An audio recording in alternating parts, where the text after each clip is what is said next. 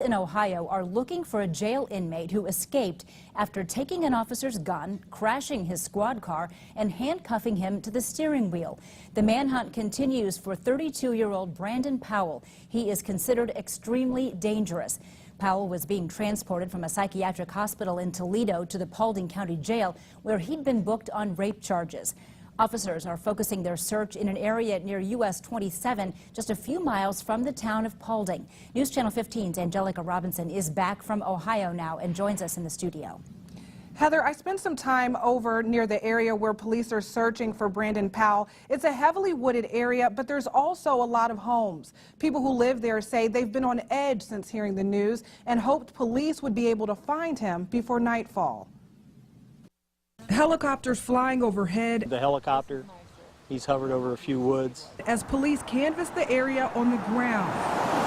I've seen cruisers go by here 2 or 3 times. And just across the street, Harold Ricker was watching from his driveway. Looks like they're doing a really thorough search. A search for accused rapist Brandon Powell. He escaped from police custody while being driven to Paulding County Jail early this afternoon. Sheriff Jason Lander said Powell was handcuffed and shackled around the waist and ankles when he somehow managed to get Deputy Robert Miller in a headlock, causing them to crash. He got Miller's gun and the key to the handcuffs. He freed himself, handcuffed Miller to his own steering wheel, then ran off. I called my wife and my little boy Braxton and told them to leave home, lock the doors. But while many people were trying to get away from the area, I was in shock. I didn't really think it would really be on the news. Jason Breckler drove up from Hicksville to get a glimpse of the action. Came out here to see the helicopter and seen you guys and stopped. Breckler says he and Powell had been acquaintances. I don't know if I want to stay home right now because he knows where I live.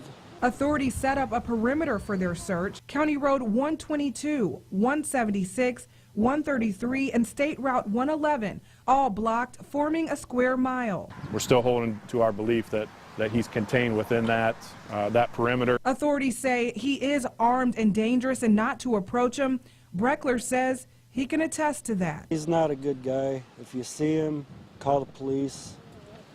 Don't get near him. The deputy did sustain minor injuries during the altercation. This is, of course, a developing story, and we're going to bring you the latest information as it becomes available. In studio, Angelica Robinson, News Channel 15.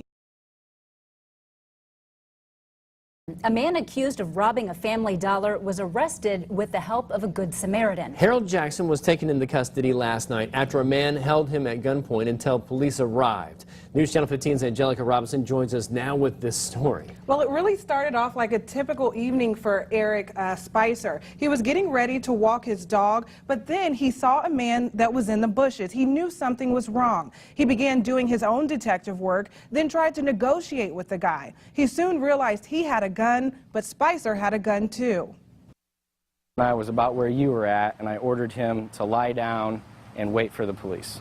Eric Spicer, a Good Samaritan packing heat, and now he's getting credit for bringing this guy to justice. This is how it ended. Before Spicer put out the gun, he did whatever he could to get the man to turn himself in. You were walking the dog, you came out this way. Yes, I came out the back gate. I probably was right about here in the alley, and then he was about where those dark green bushes are. He was dressed in all black. Kept bobbing and weaving down there, and he was clearly looking out there for somebody. So he did what he says anybody should do. He notified police. But as he was walking back towards his home, he saw the same man crossing Lindley onto Parkview, this time with different clothes.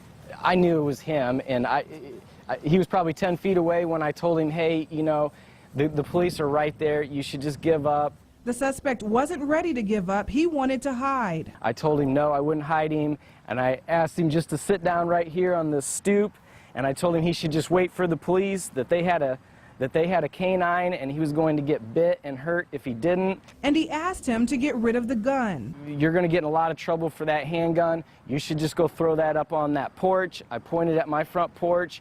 The man put it down, then picked it back up. He tried to open Spicer's front door, but it was locked. Then Spicer found an opportunity. He was coming off the steps. He put the handgun into the bag full of money. He got about one step down and Spicer pulled the gun on him. For a moment, he tried to plead with me, and I believe I told him to shut up. Spicer had the man on the ground at gunpoint and yelled for police until help arrived. It just goes to show you, I guess you never know what they're going to do, and criminals aren't always smart.